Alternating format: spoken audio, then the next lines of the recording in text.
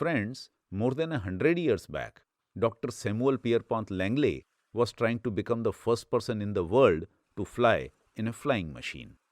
Langley was an accomplished thinker, a scientist, and an inventor. He had taught at Harvard and he had worked as a maths professor in the US Naval Academy. His friends included some of the most powerful people in the government, and he knew business leaders like Andrew Carnegie and Alexander Graham Bell. Besides, he was a senior officer at the world famous Smithsonian Institute. So, when during early 1900s he set out to be the first man to pilot an airplane, nobody doubted his ability. Because of his high profile background and because of the contacts with powerful people, he had the halo of someone who could succeed at anything. Everybody thought that he was the right person to fly in a man made machine. The halo of his past successes was so powerful that even the US government offered him a grant of $50,000 to build an airplane.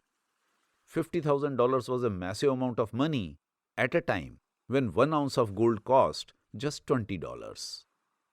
Armed with such a huge amount, Langley put together a veritable dream team of talent and know-how, as well as secured the finest materials available to him. Not surprisingly, the press followed him everywhere, and the entire country waited for him to achieve his goal. Incidentally, just a few hundred miles away from Langley's location, two brothers, Wilbur and Orville Wright, were also working on their own flying machine. But their condition was dramatically different than Langley. They did not have a halo of high-profile contacts or past achievements. In fact, not a single person in their team had even a college degree. Besides, they did not even have a proper workshop, and they assembled their flying machine inside a humble bicycle shop. Because of this kind of background, they had no funding for the venture and certainly no government grants. And the cumulative effect of all this was that most people did not take them seriously. Most people thought Wright brothers were wasting their time and chasing an impossible dream. Yet, in spite of all those challenges, the Wright brothers beat Langley on 17th December 1903. The flight by Orville Wright at 10:35 in the morning lasted just 12 seconds, during which the plane flew at a miserable speed of only 6.8 miles per hour. But that was sufficient to make the Wright brothers the true champions of the aviation world. And on that day, Wright brothers did not just create aviation history, they also proved that the people casting doubts about them were suffering from the Horn effect. The Horn effect is the opposite of the halo effect. While Samuel Langley enjoyed the perks due to the halo of his past successes, Wright brothers suffered the pains that came with the Horn effect. As you may have already understood, Horn effect runs opposite of the halo effect. But there is one similarity among the two, and that is that both of these cognitive biases force us to make assumptions about someone based on a very limited information. If we see someone dressed in poor clothes, we begin to judge him about him being mentally or emotionally poor as well. And in case you want to know more about halo effect, there is a genius Indian video on that topic. But today, here we will look at the other end of the spectrum, the Horn effect.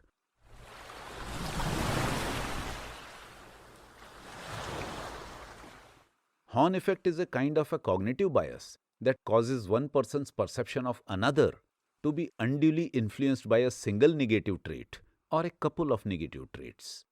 It is a cognitive bias which makes people decide someone's capabilities on the basis of his looks, height, or some past failure or some other similar shortcoming. Because of Horn effect, an observer may assume that a physically unattractive person is morally inferior to an attractive person, in spite of there being no connection between morality and physical appearance. Horn effect also plays a dirty role during interviews and job selections. Candidates with shorter height or with some facial injury or scar are often rejected, even if they had all the qualifications of being a good employee.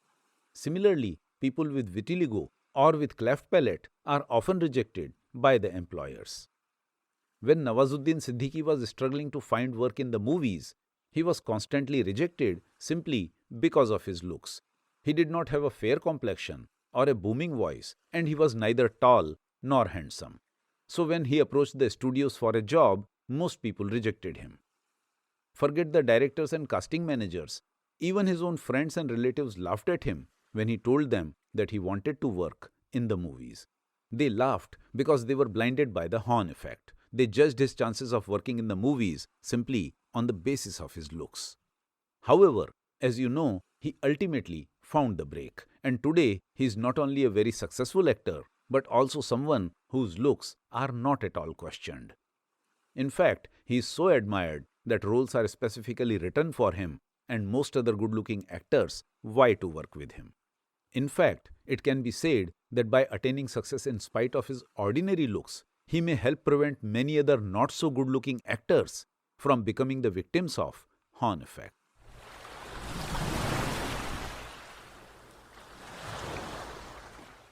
Sometimes the failures in job lead to criticism of even the physique. When Dilip Kumar began acting in the movies, his first two movies flopped. A movie critic somehow did not like his acting, but because he did not like his acting, he also began criticizing his looks.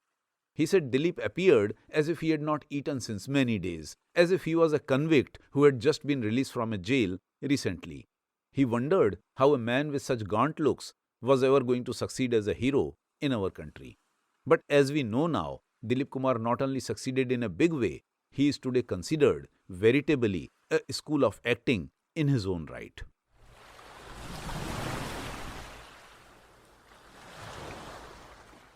An extreme of Horn effect occurs when people mistake the real life to be the real life.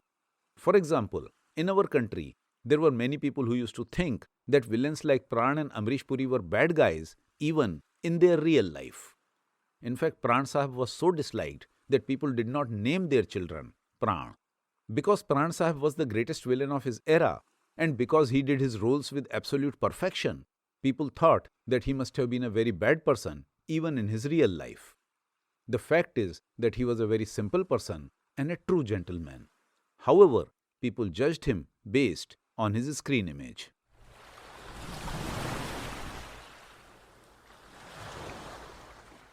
Once upon a time, the father of our nation also suffered from the Horn effect. Mahatma Gandhi was neither tall nor handsome.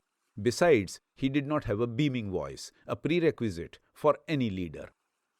To make matters worse, he was also totally simple at heart. He did not believe in pretensions. He talked in simplest words. He never strove to throw punchlines. And of course, in order to align with the poorest of the poor Indians, he wore simplest clothes. As a result of all these external features, many people did not believe that he could do such dramatic things as he did later.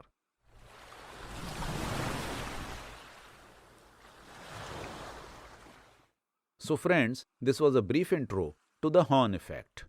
In the next episode, we will discuss yet another topic important for our personal and professional growth. So please don't miss it. Until then, keep learning, keep sharpening your skills, and keep improving your life.